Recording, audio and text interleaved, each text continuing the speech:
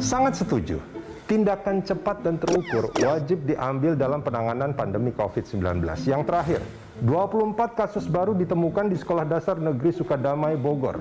PTM atau pembelajaran tatap muka pun dihentikan sementara. PTMT terbatas yang dihentikan itu adalah penghentian sementara secara terbatas. Terbatasnya ini dibagi dua. Satu, untuk di wilayah Kecamatan Pancoran Mas, seluruh satuan pendidikan PTMT dihentikan selama 10 hari. Ditemukan ada 24 yang positif, semuanya tanpa gejala, sebagian siswa dan sebagian lagi guru. Kami sesuai dengan aturan meminta agar PTM dihentikan selama 10 hari. Selama 10 hari dihentikan dan sudah dilakukan tracing kontak erat. Saat ini berproses semua kontak erat untuk kemudian dilakukan swab PCR.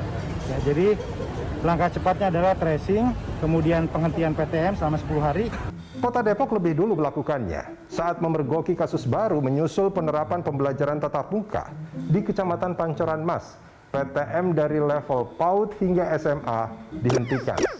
Untuk kecamatan lain berlaku aturan tambahan. Pelajar yang belum divaksin dilarang ikut belajar secara tatap muka di kelas.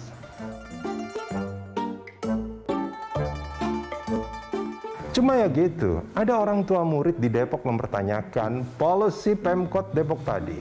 Sekolah ditutup sementara, tapi mal dan tempat wisata dibuka. Kok gitu?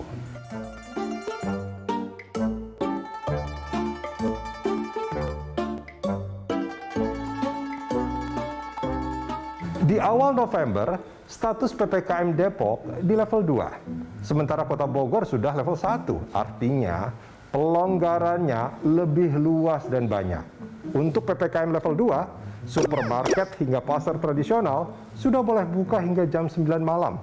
Kapasitas pengunjung bisa sampai 75%. PPKM level 1 ini lebih longgar lagi. Kapasitas pengunjung boleh sampai 100% dan boleh tutup hingga jam 10 malam. Hermawan Saputra dari Ikatan Ahli Kesehatan Masyarakat Indonesia termasuk yang mengkhawatirkan. Menurutnya, sekarang ini ada tren pelonggaran. Aktivitas publik terbuka, tempat wisata dibuka, konser telah diizinkan, dan transportasi beroperasi dengan kapasitas penuh. Beralasan jika muncul kecemasan soal kedisiplinan masyarakat terhadap protokol kesehatan.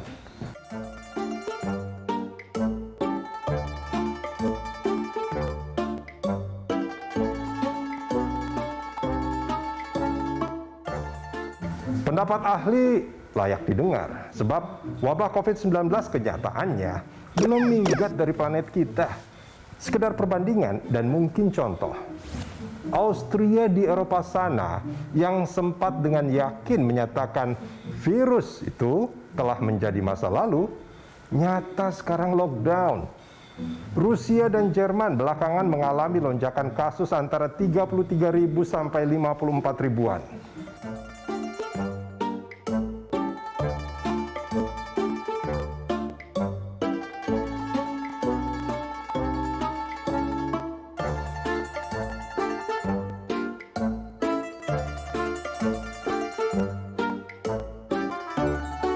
Sudah pasti, kita tidak boleh lengah. Terlebih ada varian baru, varian Delta Plus, yang telah nongol di halaman rumah kita, di negeri tetangga, Malaysia dan Singapura.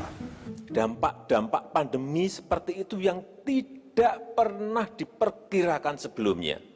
Semua kepala daerah, kepala dinas, semuanya harus ngerti dan mampu mengantisipasi, menyiapkan antisipasinya sebelumnya. Dan kuncinya hanya satu, kita bisa mengendalikan yang namanya pandemi COVID. Hanya itu. Sehingga kenapa saya kadang berbicara keras kepada gubernur, bupati, dan wali kota, karena memang kuncinya ada di situ. Pencapaian Indonesia dapat dikatakan mampu bersaing dengan negara-negara ini. Negara kita telah berhasil menurunkan kasus hingga 99,3% dari puncak lonjakan, mirip dengan Jepang, dan berhasil dipertahankan selama 130 hari, lebih lama dari Iran dan Filipina. Apa yang dikatakan Pak Wiku tadi adalah kabar gembira. Namun, sebaiknya pemerintah hingga masyarakat tetap awas. Virus corona masih mengintai, pintar beradaptasi dan terus bermutasi. Testing dan tracing wajib hukumnya digalakkan.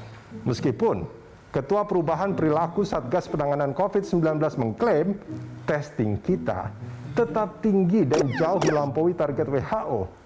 Jangan sampai kebanggaan atas prestasi semacam itu membuat kita lengah.